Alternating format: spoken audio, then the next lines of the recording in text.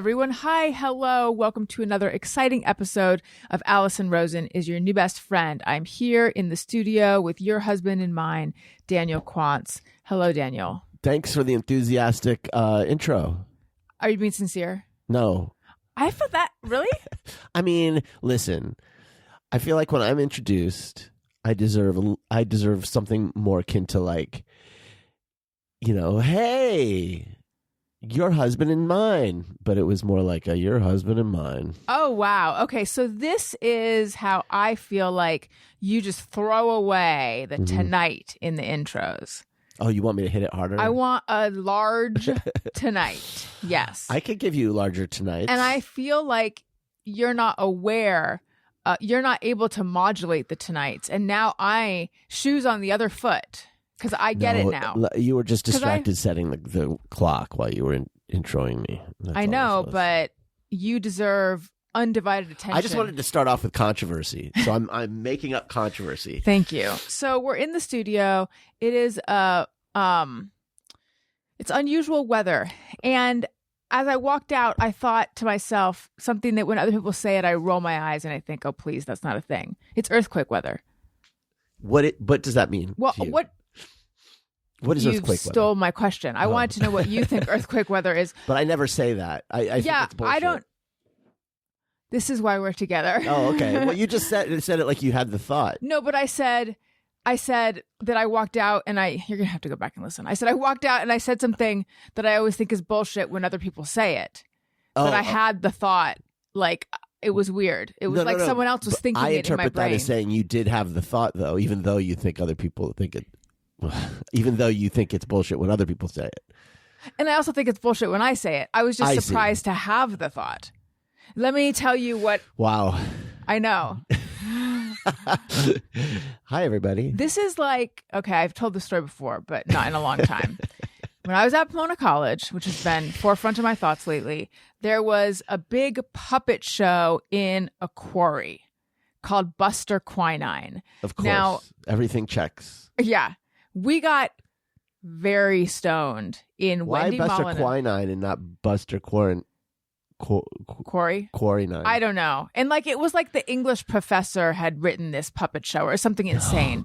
So you got super high in Wendy Molyneux's room. Okay. And then this gaggle of us, including this boy that I had a little crush on, and he later had like a break from reality and threatened a professor. And I remember thinking, I know how to pick them. Anyway, I hope he's well. He looked like a young Jordan Catalano, or just a Jordan Catalano. Sure. Anyway, so we got very stoned, and then we went to the quarry to see Buster Quinine, and we sat on the grass. We probably got there like 10 minutes early, and I said at some point, I can't believe it hasn't started yet. Pretty straightforward, right? Mm-hmm. But I didn't mean it how you think I meant it. I meant... You meant the drugs. No, those had started. I meant, I can't believe we get all of this sitting here, touching the grass, wondering if I'm stoned, looking... Like, I felt like I had already seen 3 shows. Oh, okay. That's how fucked up I was. So, like, I can't believe I get all of this pre-show and a puppet show. I can't believe it hasn't even started yet. Every time you smoke weed, you should get a puppet show. I feel like if I were running for president, that would be my platform. Do you want to know what I remember about the puppet show? What's that? Absolutely nothing. I don't remember anything about it. Wait. Because I was going to ask you, what kind of puppets? You don't even remember. They were like big and brown, I think. Like how big? I mean, in my mind, they were like 20 feet tall, but I don't think... I don't think that's... So this wasn't like a Punch and Judy show where it's like a box and someone's underneath. I feel like there was scaffolding. I don't know how they pulled this cool. off. I don't know how they pulled this off at all. I also don't know if they pulled what I'm remembering Have you ever seen those giant puppets, like giant puppets? They'll have, I feel like it's in Italy. I think I saw them that night. A parade with like 4-story tall puppets. I'm searching Buster Quinine. The only thing that's coming up is quinine is a drug. Why would your English... What?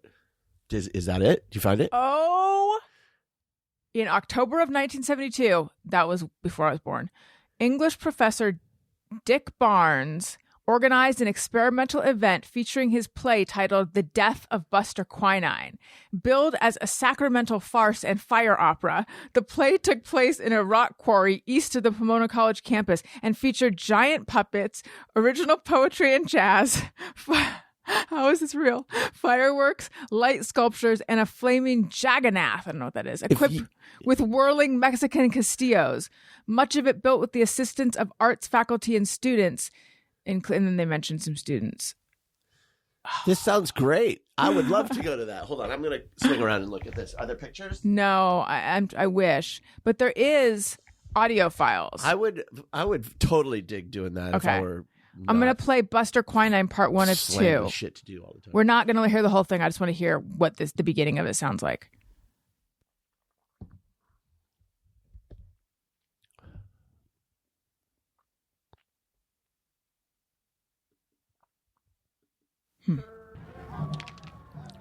Oh my God, it's like an actual recording.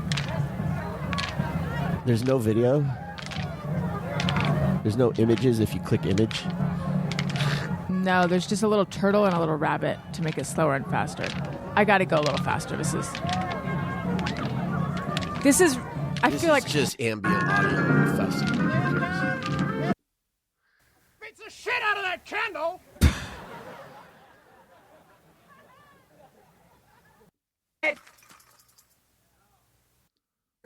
Coyotes and yeah, I mean, I feel like even if I hadn't been stoned, I would have felt like I were stoned. This sounds wonderful. It was.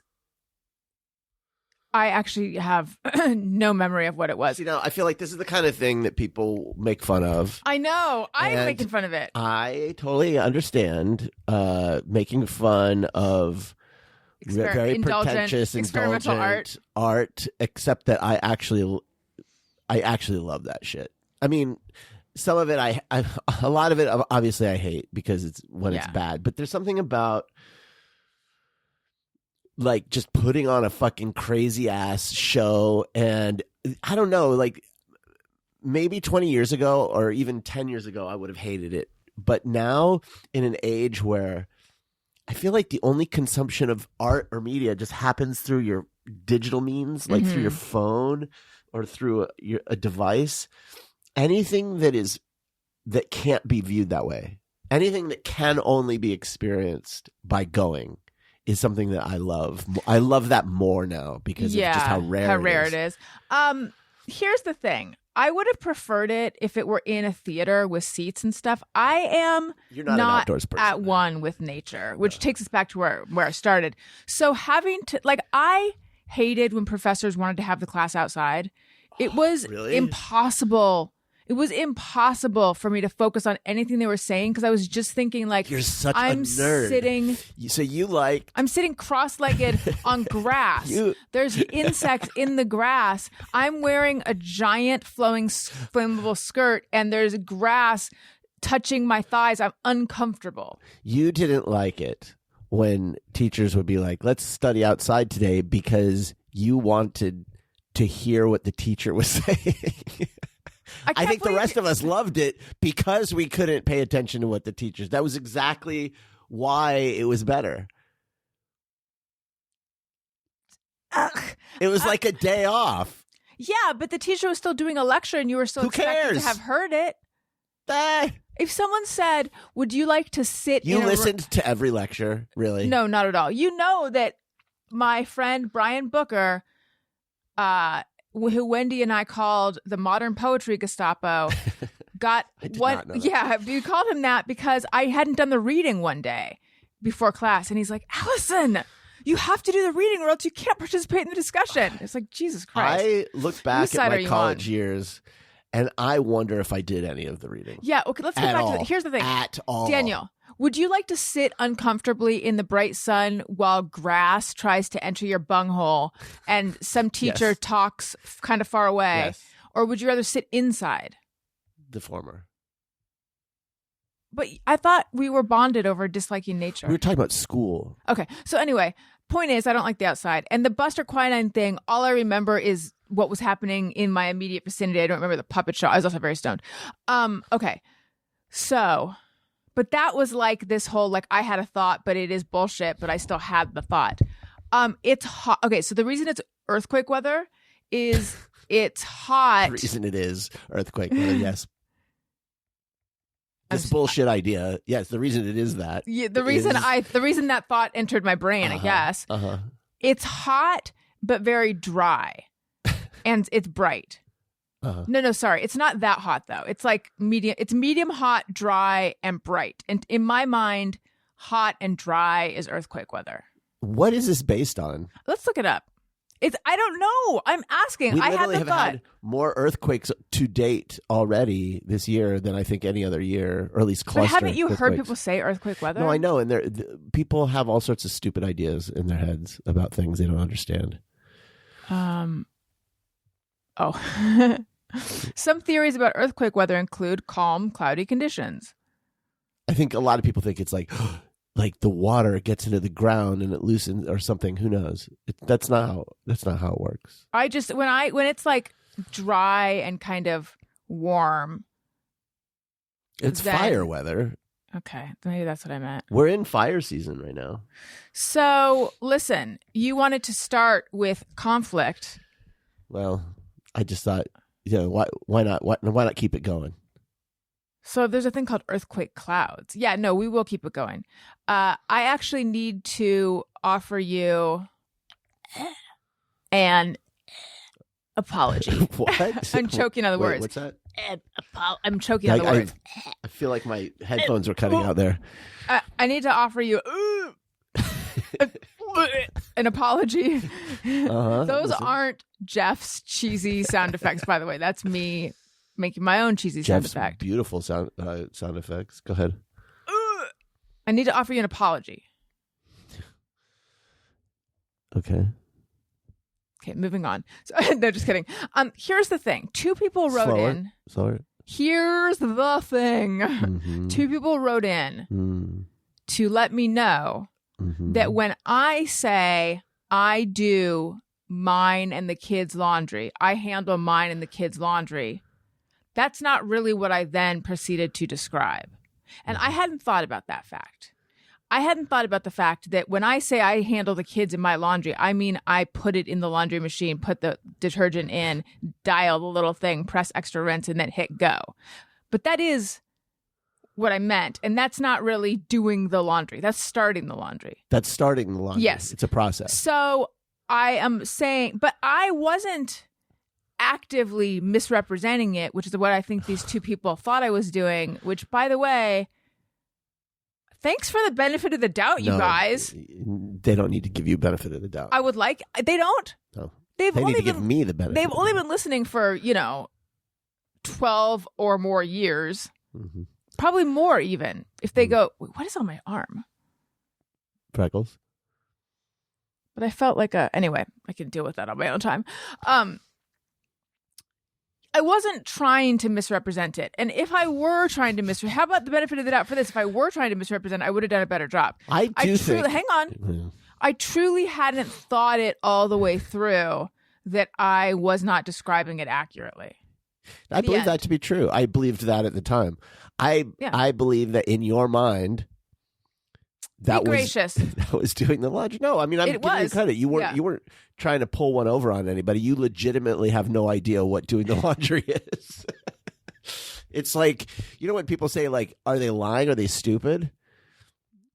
People don't say that. My former employer says that. People say that. He had no original thoughts. Really? That's a trope. I didn't know that. Okay.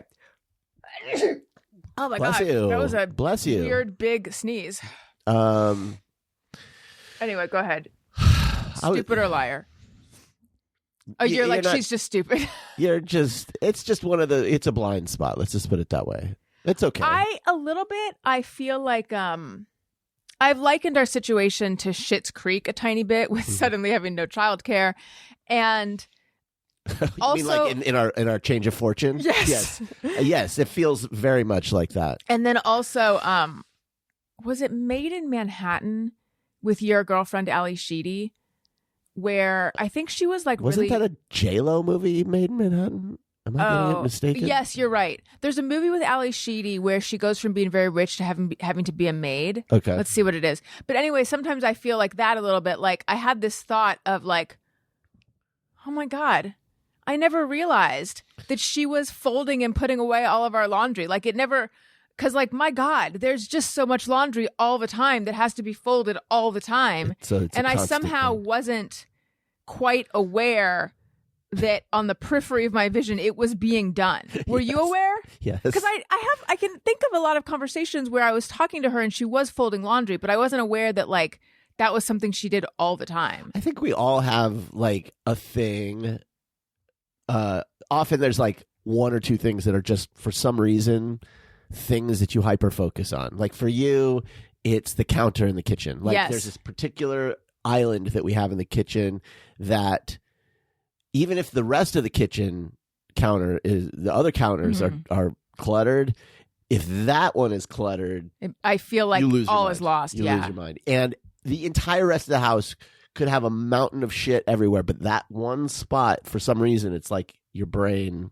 Thank you for making it sound so neurotic. Well, no, like... I'm relating though, because what I'm saying is like for me, it's the pile of laundry, and really always has been. I think because it's like the couch area is where it ends up sitting. Yeah. And yes, our wonderful former nanny used to handle it, and I was always like, God, I'm so grateful she does that. Yeah. And you just ignored it. I guess I did. I didn't realize. Because all of a sudden now I'm like, how does this get done? I mean, it's one of those things, though, with you. It's like you have this condition. Mm-hmm. And as much as it pains me, it pains me to admit, it is a legitimate condition. I don't want to be someone whose hands are so sensitive that if I touch fabric, I begin to peel off of your skin, which means that you cannot do. And I put 90% of the things that would be considered housework. I know. You can't do the fucking dishes. You can't load or unload the dishwasher. You can't put laundry into the dryer. You can't take laundry out of the dryer. You can't. But I can put the laundry in. You can put the laundry in for some strange reason. It's a miracle you can do anything. Like you probably should be walking around with like those cotton gloves. I can't even wear gloves. You can't even wear gloves. It is so. Who does a lot of that? Me, and I sit there going, why do I have to do all this stuff? And then I remember the skin peeling off of your hands, and I feel bad for you. Thank you. And but who's going to do it when I flee to Mexico? I guess I'll have to start trying on gloves all over again or something. But there's stuff I do that you don't do. Let's just not make it sound so unbalanced. I'm saying just with those specific when it things. comes to things that involve hands. And by the way, the reason I can put the laundry in and I can't move it is because it has to do with moisture, sort of. So when I when I take all the clothes and take them from the washing machine to the dryer, then I'm touching a lot of wet stuff. Now, for some reason, when the stuff comes out of the dryer, it's extra absorbent. And then it like wicks the moisture out of my hands or irritates my hands even more. And I don't know why. Oh, that's interesting. Yeah. Okay. The movie was. No, my only thing is like those are particular things that I would love to not have to do that I have to do in order to spare your hands. And the lack of there being any choice in the matter sometimes just makes me go, because I understand. But I don't resent you for it. It's like one of those weird things. You do. No, I honestly don't resent you personally. You resent having to do it. I resent that the situation is what it is. And then, as if to drive the point home, I did fold a bunch of laundry, and now my hands are peeling. Yes, I feel bad about that, but go ahead. Made to Order, 1987. Made to Order. A snotty rich kid, Ally Sheedy, gets a lesson in hard knocks when her fairy godmother, Beverly D'Angelo, turns her into a penniless orphan. I want to say, Ally Sheedy, your love, who I used to have a huge crush on back when I was, in the 80s, when we were all in the 80s, frankly. Yeah, your 80s and mine. I wasn't the only one in the 80s when I was in the 80s. No. there was something I saw her in about 5 years ago, and I was like, she's not aging well or something. I don't know. I was like, nah. Wow, rude. Well, you see someone, and then you don't see them again until they're old. Yeah. And then you just see their oldness. Are you talking about seeing her in No. Andrew? Okay. And then I saw her in this recent documentary. She looks great. Andrew McCarthy's. I don't know if I just imagined it, but she looks great now. Mm. You know who else looks great? Fucking Demi Moore looks great. Everyone says Demi Moore looks great. It's because she got some kind of amazing plastic surgery. So I want to apologize to Ally Sheedy for taking her off your list. Of what was a false opinion. Okay, Jerry Seinfeld. He just went back on what he said. He about the liberals. Ally Sheedy looks great. She should be in stuff. She's an icon. Love her. Is she number 2? Me being number 1. Oh God, no. Juliette Binoche. Well, I mean, you're not number 1 either. Oh yeah, Juliette Binoche. Oh my God, she's amazing. Give me your list. I don't know if I can really give you a list, honey. Give me some. Juliette Binoche. I'm a real Binoche head. I know you're a Binoche bro. I'm a Binoche bro, right? Oh, I have to think this through. Is this young Juliette Binoche or is this? This is all Binoche. Oh, really? Binoche through the ages. She's. There's something about these like European stars where they kind of embrace their aging more than the LA based ones, and I find that to be very sexy. All right. It's such a fucked up thing, right? Because it's like, I get it. Listen, before everyone's like, Daniel's so sexist by getting on people who are just trying to not look, I'm going to be getting every filler and all of the plastic surgery myself, all right? I'm going to be looking like a Chad. Worse than the Catwoman person. Jocelyn Wildenstein? Or those twins. Remember those twins? No. The plastic surgery guys. Vaguely. Look them up. The twins. Okay. So I want to hear your list. I am just as and what I'm saying is we know Mr. Quercetin. All right, listen. Do you know who is look it? Bad. Eccentric French twins die of COVID. They died of COVID. Yeah, Igor and Grishka Bogdanov. The Bogdanov twins. Man, they really went crazy on the plastic surgery. Yeah. Oh, they look really bad. They look like drawings. Yeah. All right, fucking real talk though. Julie Delpy. I'm trying to think if there's any American ones that are on my list. Was Julie Delpy in Before Sunrise? Is that who that is? Okay. I guess my head right now is in the French. I got to make my way around the. I go continent by continent. I didn't know you had a Julie Delpy thing. I literally never heard you say Julie Delpy. The list is long and deep, honey. Good. Before we get to you.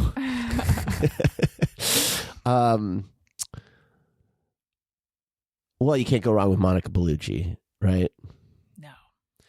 And she was just didn't she play Dolores, who I'm gonna be for Halloween? I think so. Oh, was she? I didn't see the movie, so yeah, she was in Beetlejuice, which happens to be a sequel. I really don't know, hun. I mean, I'm not one of these guys that has a list. I'm just sort of naming. Could you masturbate to when you were young, Ally Sheedy? When I was young, it was literally any picture of any girl in her underwear that I could get my hands on. We're talking Sears catalogs. We're talking Montgomery Ward catalog. Mostly catalog based. Listen, I didn't have access. We didn't have the internet. So, yes, to all you beauties that posed in your underwear, no, I'm just kidding. I don't know who I was really into as a kid. I mean, I guess. I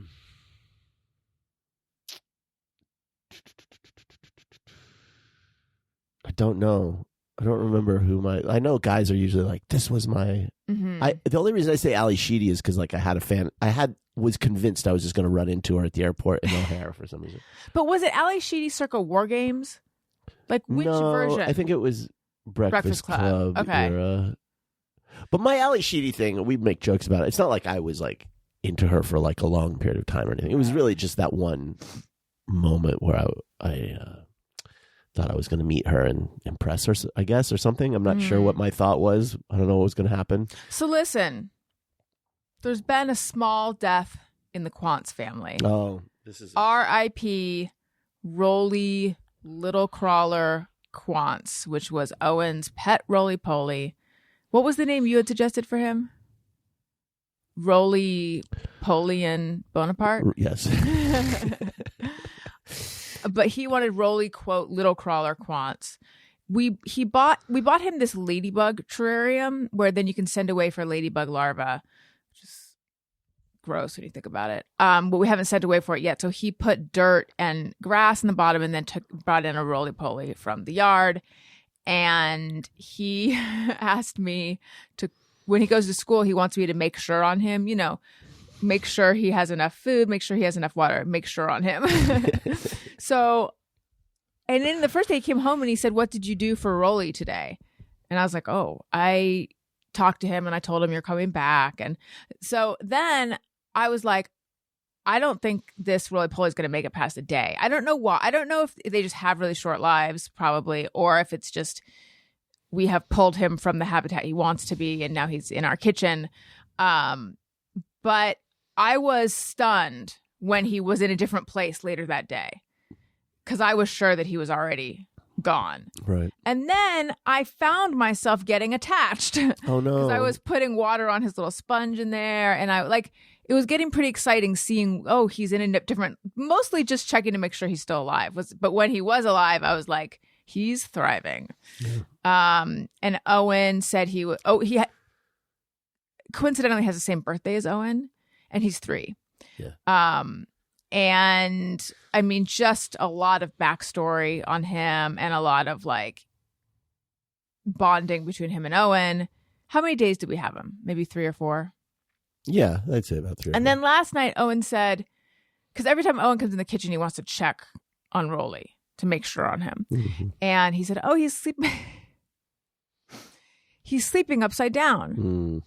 And then I quietly said to Daniel, I'm not sure. Right. He's still with us. And then Daniel said to Owen, they don't have long lives. And then Owen's like, what? And I said, not a good before bed conversation. And then this morning he came out and he saw that he was still sleeping upside down. And he said, is it okay if I turn him over and close his eyes? Just kidding. Oh my God. No, he didn't really say that. He said, is it okay if I turn him over? And I said, yes. And I said, honey, I don't think he's still alive. And he was sad, but he didn't cry, surprisingly. I think it hasn't quite hit him yet. And then he said he's okay because he can just get another one. And then we decided to send away for the ladybugs. So, Rolly, we hardly knew you. Yeah. I think what I said was smart, though. That they have short lives? Yeah, because we prepped him to think he didn't, so that he wasn't like, oh no, I killed him or anything. Oh my God. The average lifespan of a roly-poly is between 2 and 5 years. Uh-oh. Maybe he was, I don't think we were giving Rolly the things he needed to stay alive. I'm not sure his habitat was. I think actually a murder. It wasn't a death in the Quantz family. There was a murder. Oh, wait, hang on. Roly-polies rarely live long indoors because the dry environment is not suitable for them. Okay. So maybe if he wants to have one again, we should put the terrarium outside. Well, I think the point is that it's too dry. It would be too dry in the terrarium that we have. Oh. They need the wet soil. Okay. Well, I feel bad. I mean, it's, I don't know. You're not going to feel bad about it? Listen, if I'm going to be sitting here feeling bad for a roly-poly, then that opens the door to Feeling bad about way eating too meat. many things to feel bad about. What's And next on the list? I don't know what's next on the list, except that like I have to. There's so much tragedy and horror in the world. I gotta like slam the door before it, the list, or slam the door on that list. The list is trying to get in the door. Right? Yeah. Get out of here, list. Yeah. No, I gotta cut the list off after like the top where you pull it off a spiral notebook and it's got those like little raggedy curlies at the top. something like that. Yeah. So roly poly, it just doesn't. It can't. I can't be worried about the roly poly. I'm sorry. So tonight is the fall festival at our kids' school, and Daniel is going to take Elliot, and I have to stay here with Owen because we have a commitment that will be an hour and a half. And then the plan is I will take Owen and meet you guys. Can I tell you what I'm secretly hoping happens? That you don't have to go. Correct. I'm hoping that Owen will change his mind because he's not great in crowds or places with a ton of stimulation. And this is exactly that. It's a crowd with a shit ton of stimulation. It's loud. It's like dark with a lot of flashing lights and stuff. It's really kind of a sensory nightmare. And I am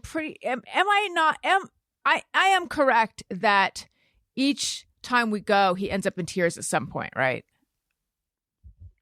Owen does, yes. So do you think he really wants to go tonight? Because first he said he didn't want to go. And then Elliot, not an ally, reminded him that he does want to go. And then he's like, oh, I do want to go. Also, Elliot won an apple. So just to bring it full circle, I don't know if I'm really bringing it full circle, but I talked about and I'm not an apple pie person normally. Mm-hmm. However, last year, Elliot won a pie during a cakewalk. And I don't know if a cakewalk is a standardized thing, but they had a contest called a cakewalk. It was very random. And Elliot, you've never heard of a cakewalk before? I've heard of something being described as a cakewalk, but I don't know if you actually gamify it, if I know what that is. Oh. Is it standard mm-hmm. where someone draws numbers? I don't know standard, but it's a traditional thing. Like musical chairs. Yeah, it's a thing that people do, and then you win a pie or cake or whatever. So anyway, he won this apple pie that we located to a mom and pop bakery called Whole Foods. And it was the best apple pie. So and then we went and we had that apple pie for Thanksgiving, I think, or maybe for Christmas. Are you going to do your thing this year? Your campaign for bread pudding to become the traditional? Absolutely. My mom made it last year, so I didn't have to make it. That's right. Yeah. We just have some amazing bread pudding. I feel like I just recently had some really good bread pudding. Yeah, was it at Morrison's? Yeah, that was really good. Great talk. So anyway, Elliot is fully convinced he's going to win a pie again. I don't think he realizes how unlucky. I mean, how unusual. I know, and how lucky he was. He'll be like, whatever. We're up at the casino. We sat down, we won. Now we're going to be back down. Right. He's not going to win again. Right. But maybe we'll win the baskets. They have this table. We will never win one of those baskets. They have a table with tables with maybe 100 different gift baskets, and then not 100. There's one for each class. You put raffle tickets in each one. Motherfucker, I forgot that that's such a big part of it. That is just that is just a ticket to tragedy, like buying a pet. It is so there's so we, because we're in Burbank, everyone here, not everyone, but there's a ton of people who have connections in entertainment. So it'll be like a Disney basket. It's like tickets to Disneyland and original cells from this movie. And or one year they had an Encanto basket where they had this toy that you can't even get anymore. They're humongous baskets, and you buy raffle tickets, and then you place your tickets in the basket that you want. It's all a fundraiser for the PTA or something. Yes. But Elliot really felt like he was purchasing these baskets. He did not understand why he didn't get any of them. Right.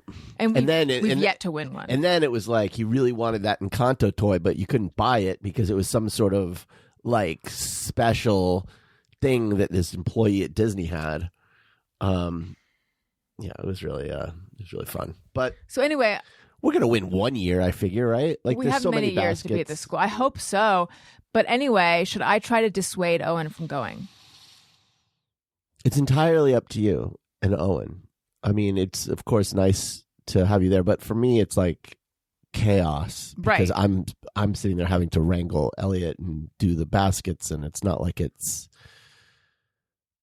not enjoyable for me, even if you're there. Like, there's no. I wasn't version. really asking it what your pleasure is. I was. Well, then it doesn't matter. Okay. I mean, But no, go ahead and tell me how it doesn't make it better if I'm there. in general, no, because I can't. It's not like it's not about my experience or Right. your experience. It's about the kids. So if Owen wants to go, then you should go. If he doesn't want fine. to go, don't go. I don't know. We'll listen to a voice. I don't know that Elliot cares. Yeah, no, the question is like, would it be good for Owen to go? No, Okay. I don't think. I mean, only if he thinks. No, it's no. Okay. All right. Cadaver dog, do do do do do. Cadaver dog, do do do. Oh, I'm sorry. Hi, it's Rich from New Jersey, just grooving along to your latest viral sensation. And I wanted to tell you guys, I'm not telling you this story to freak Daniel out, but this is true. Growing up, the kid who lived across the street from me was, how do I put this delicately, a bit more of an upper class wealthy person than the family I grew up in. What is this And accent? when they moved literally to a mansion in an area of town called Llewellyn Park, and lived across the street from the old Thomas Edison mansion. Oh, wow. And it was this big 3-floor. When you think of an English mansion with like giant sweeping lawns, it had a turret, an actual turret. I like a turret. And somehow at the top of this spiral staircase, there were 2 rooms, one of which had a pool table. To this day, I can't figure out the logistics of how that pool table got in the turret. Probably like how you get a piano into a New York apartment. They had to lift it up and go through the turret window. Mm. But I digress. There were 3 floors to this house, and they had those kind of giant mansion stairways that are like double wide. And the 3rd floor they didn't use. And it was dark all the time. Ugh. And I mean, pitch dark. You would get to the 2nd floor, you would walk to that staircase and look up, and you would lose vision some 3/4 up the staircase. And one of our delightful games was to see who could make it further up the staircase without freaking out and running down in sheer terror. So yeah, that's another glimpse into my weird childhood. So that's it. Keep on keeping on, Rich from New Jersey. Thanks. Bye. Thanks, Rich. Yeah, that thought of buying a huge mansion and then not having. It literally is what I think every time I see one of those huge mansions for sale. There was one in LA that's like the most expensive house in America or something like that, and it's still on the market. And I forget who. It was some famous producer owned it or something, and it's got like a crazy amount of rooms, and it's like it's like 3 stories or whatever. But you're like. Most of that house is going unused. Like you buy that, you hear people who buy those houses and they have their like gift wrapping room, and they have but there's only even so many of those kinds of rooms you could fill that place up with. Like it just seems to me like if I lived there, You could rent it out and then basically you have a big apartment house. well, turn it into a Holiday Inn. If I lived there, I would be afraid of half of my house. I would be like that, like Rich's story about the 3rd floor. Yeah. Like either I'm keeping the lights on all the time and wasting energy, or it's just like I'm living in sheer terror of what is, because I have a fear of empty houses. Right. And so, no, I don't want that. I would want a modest sized night. My dream house is like pretty modest. Tell in me. a nice area. I would prefer more land than house, Okay. I think. But I want the amenities. DQ wants the amenities. I want What? the pool. I want the hot tub. I want the pool/hot tub. I want the pool in the house and outside of the house. Wait, that's not a common thing. We happened to see recently a pool that went into a guest house, but like normally your pool is just what you outside. the dream is Okay. you have the pool outside. It's got the maybe even a little waterfall. Yeah. You know, but you definitely have the hot tub option. Like Doc Kunkel's house. Doc Kunkel had one of these. You know, you have the really shallow area where you can just sort of like the toddler pool area. Yeah, where you can sort of lounge but be in the water, sort of. You know what I mean? Remember when we put Wendy in that area? And she just she froze. So this is when they have that kind of long ledge. It's like it's like the water's like what, 3 inches deep, 4 inches deep. Yeah. And we put Wendy in it, and she just stood there, she wouldn't move a muscle. Like she's in quicksand. But then you have this secret underground pool. Go on. Where you go into the basement, and then there's a whole other swimming pool inside. That you would be afraid of that, I would think. It's true, but it would be neat. They have one of those at the Hearst Castle. Yeah. And what's his name? The Hadid dad. Muhammad Hadid. Yeah, his house had one of those. No, I'm just kidding about that though. I don't know what I would want. Land. Yeah. Property. Jenna posted a photo of her family on a deck, which I'm assuming is theirs, and she said Domino's on the deck, something about pizza, something, and then something about fall in Georgia. And I was like, oh my God, this is it looks just visually, it's so different looking than LA. Yeah. And I just didn't know what their house looked like, and it's so cute. And I was like, don't they live on a lake? I think so. I think she said they live on a lake. I mean, it's very foresty and lakey, and their house is cute. And I mean, should we move to somewhere that looks different?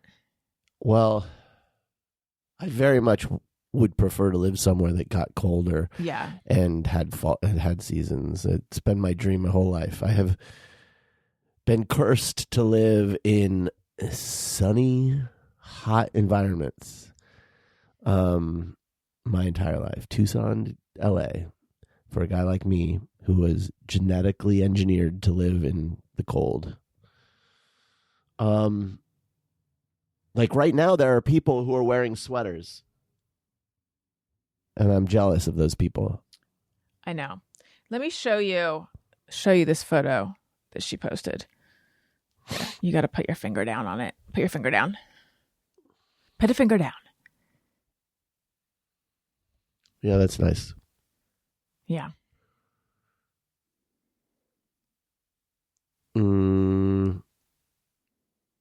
But not my dream. That is not my dream. Although I'm very happy for them. They seem to be very happy there. I don't want the forest. Okay. What do you want? I'm sorry. I'm not into forests. I don't think you need to apologize for not wanting forest. I don't know why forests don't enchant me, but they don't. I think that what I would like, honestly, Montecito. Yes. That is just, I feel like Montecito rivals anywhere on earth. No, that's not seasons. Montecito no, but is it does get Santa colder. Barbara. Is the Oprah That's Winfrey true. section of Santa Barbara. It's true. There's no seasons. I would be fine with no seasons if I lived in Montecito. The California coast between Montecito and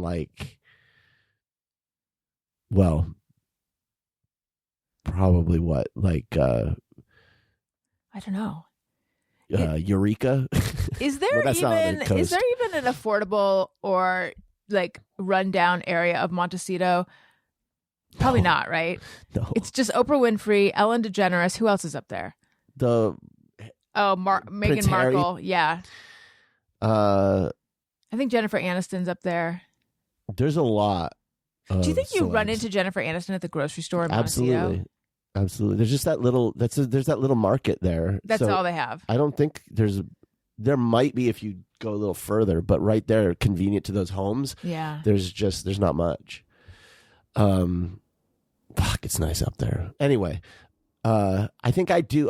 Whatever. No, I want to hear. I want to hear the dream. I guess I prefer more wide open sort of climates and what do you call it?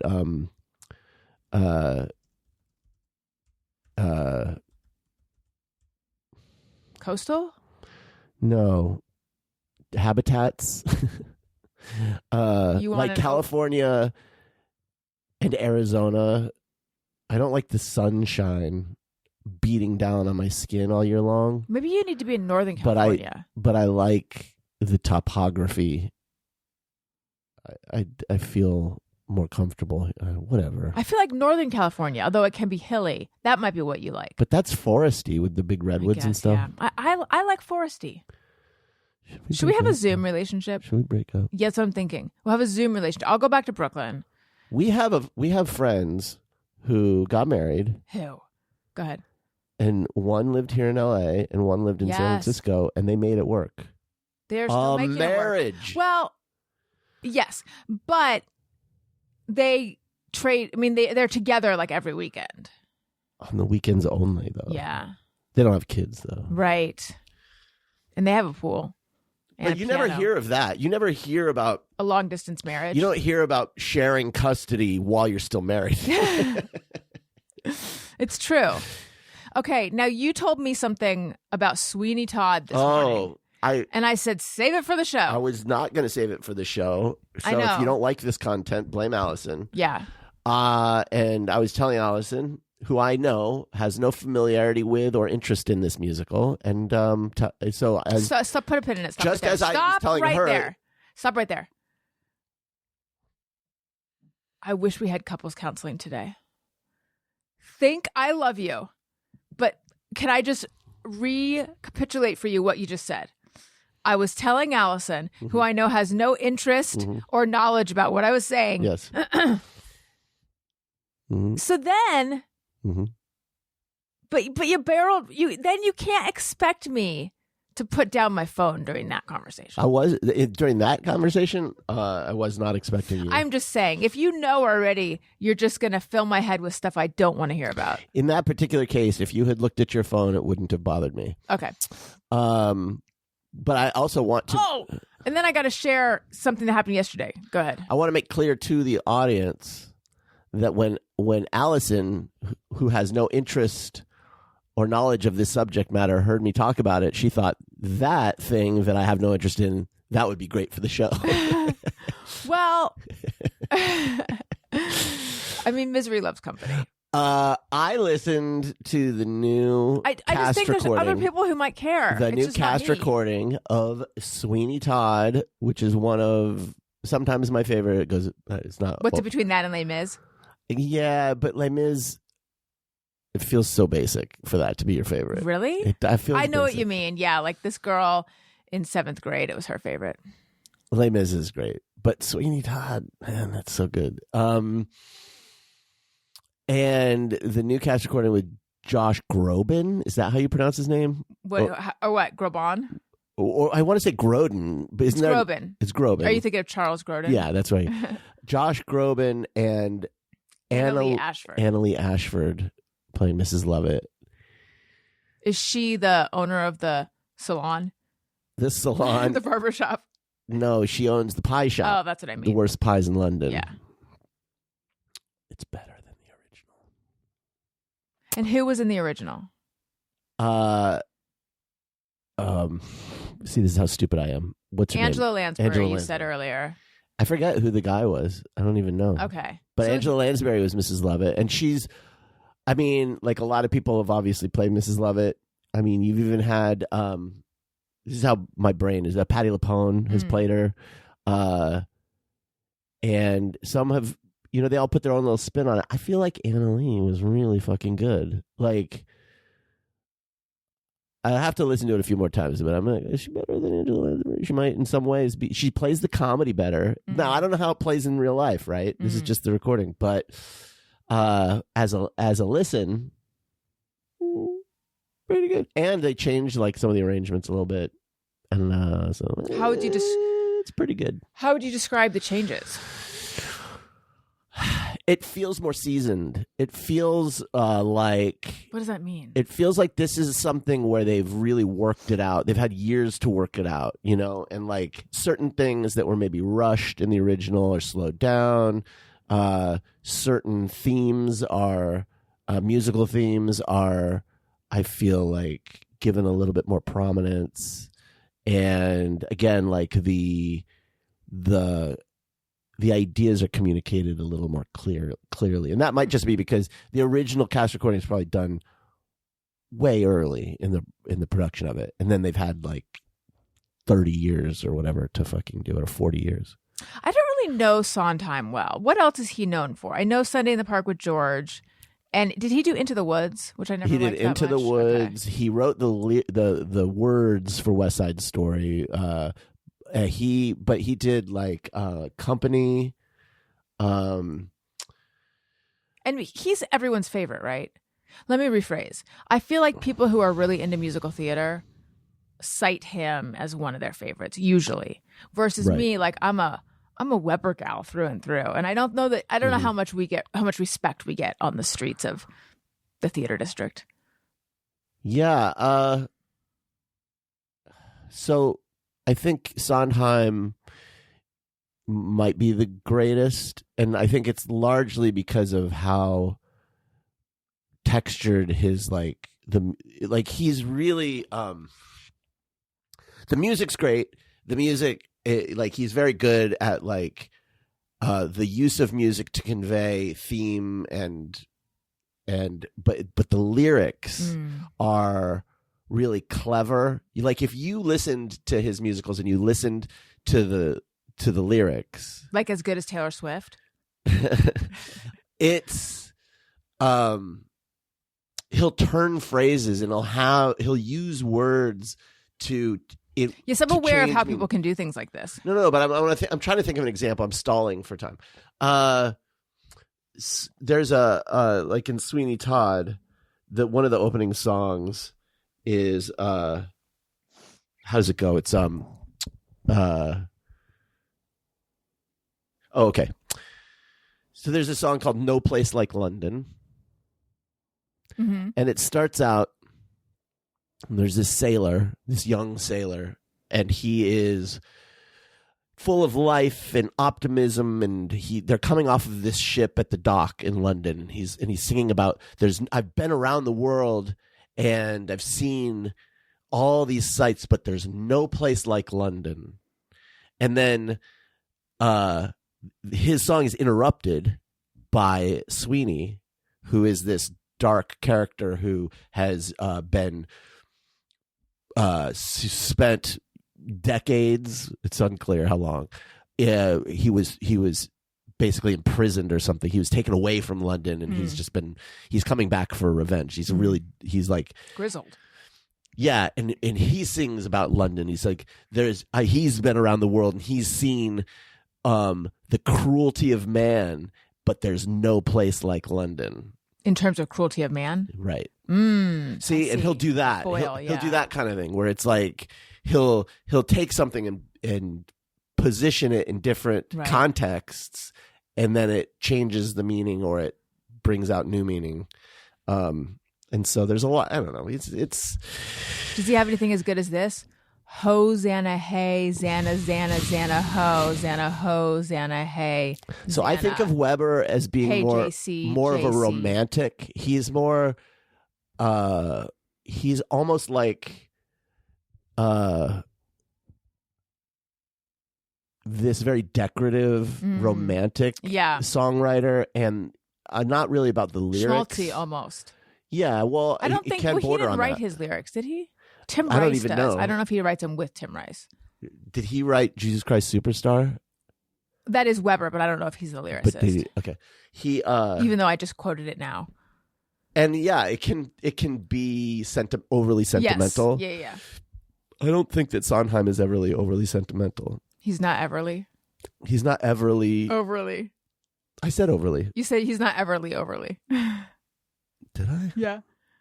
I just want to say, my brain. I know. I'm not Trump level brain deterioration, but I'm getting there. Oh my God! Yesterday, that conversation, did you hear what they've discovered that stars might have?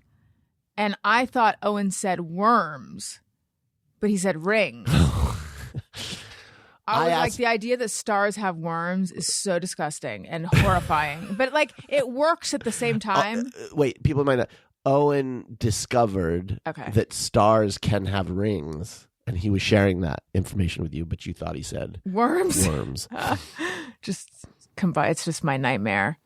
Because it's like, are they humongous worms? What are they doing? Giant. But it also didn't seem star-sized worms. It didn't seem impossible because they talk about wormholes. I feel like like in Dune, and I feel like in futuristic sci-fi, worms have a presence. So like, it didn't seem impossible. Is my nose red? Let me see it. No. Okay, it feels red. So anyway, let's end this show in a moment. Okay. But I want to end on what for me was a triumphant marital moment. Oh boy. Yeah. This can't be good. Not for you, no. Okay. I was lying in bed. I had my phone out and I was Googling something for Daniel. And you came in and you started to, do you know where this is going? No, but I think we need to end the show. You started to tell me. Didn't you say you were going to end the show right now? Yeah, no, I said after this story where I triumph. And you told me a story. And it was about a kid whose name you didn't know and Owen. And then he did this. I was telling you about something that I saw happen when you at dropped school. Owen off. Yeah. Yes. And then you said, and he did this. Mm-hmm. And I said, Owen did this? And you gave me the most disappointed, just harumph, disappointed look. And I said, what? And you're like, well, you're on your phone. Yeah. And I said, Well, I didn't say that. I said, I'm Googling something for you, but you guys want to know what I was Googling? Wash and fold services that pick up and deliver. I just need to know how expensive it is. Because you were explaining that doing laundry is ruining your life. Laundry. This was, you guys, this is audio. You were sitting on the edge. I was asleep, trying to sleep. You were sitting on the edge of the bed going, well, I was just pumping anxiety into the room, but not about this. No, you were anxious, but laundry, but in the wait. But I want to say, like earlier we were talking about we were talking about laundry. Remember the key part of the beginning of it, which was when she does her and the kids' laundry. Well, I know. So, I wasn't going to include that in what we send out. I was going to have you fold that. No. I just want everyone to understand that when we talk about the laundry in this house, Alison will put the laundry in the washing machine for the kids and her. And then I would put it in the dryer, and then she folded it once and her hands fell apart. But I'm still doing all of my own laundry. No one's touching my fucking laundry. Yeah. So, that's why I just wanted to see how expensive it would be to have someone to get it done, because it can be quite affordable.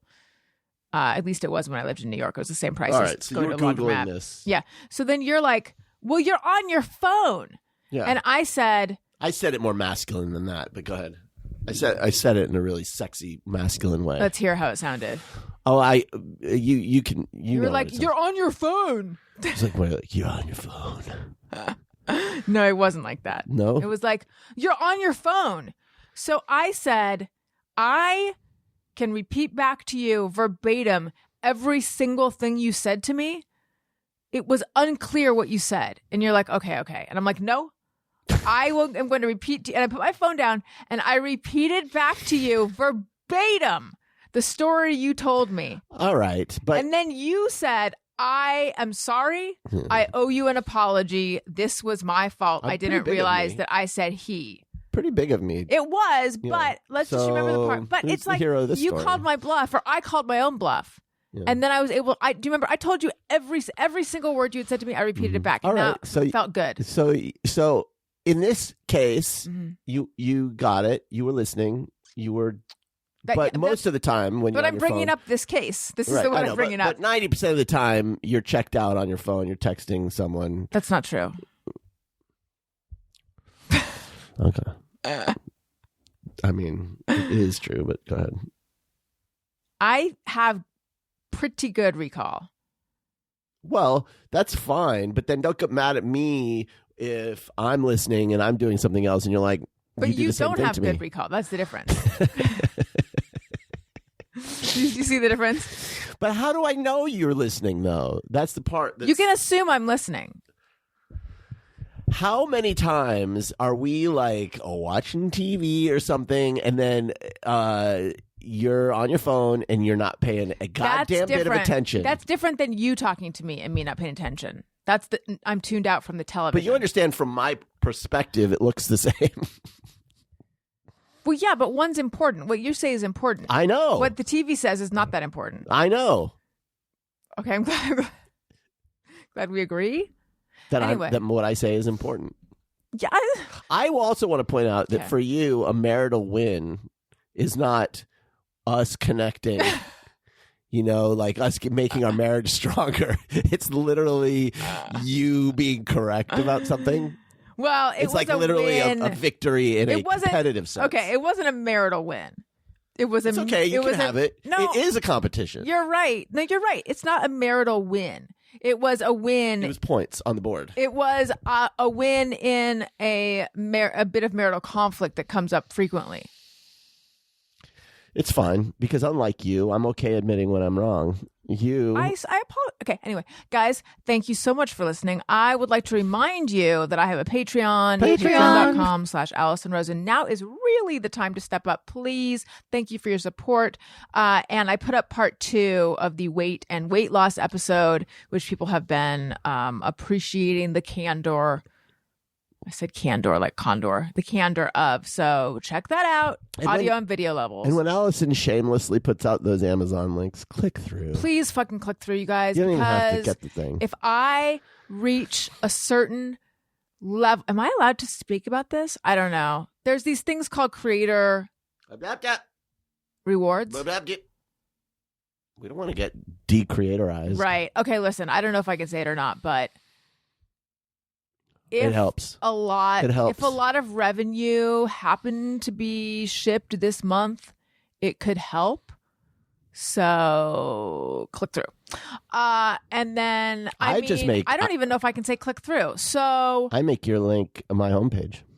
That's smart. I mean my Amazon homepage. Yeah, I mean, I wouldn't be someone who's telling you to do that, but I would say if I post a product, check it out. And I did a Substack about all the skincare that I use. And that is flying off the shelves. AlisonRosen.substack.com. All of our household money is going into that face, so you better make sure But there's plenty of affordable options in there as well. There really are. By the way, I'm kind of a defluencer because I had been using SkinCeuticals C and CE ferulic vitamins. It's like the gold standard of vitamin C that everyone tells you, and it's like $180 a bottle. It oxidizes, it smells, it doesn't work. The one that you discovered, which you can find in the Substack, that one for me works so much better. It's a good one. And then I found an even cheaper one that has even more of that ingredient, that particular vitamin C, which is like Textradecal, Jekyll, Corbate, Ascorbate. I don't know if it works as well though. So I'm testing that one right now. The brand that I found is really good. Yeah. But you're going to have to find out on Substack, AlisonRosen.substack.com. Okay. Everyone, thank you for listening. I love you. You matter. Goodbye. Bye. Hey, do you know about the Alison Rosen Show? We had a good time, but now we gotta go.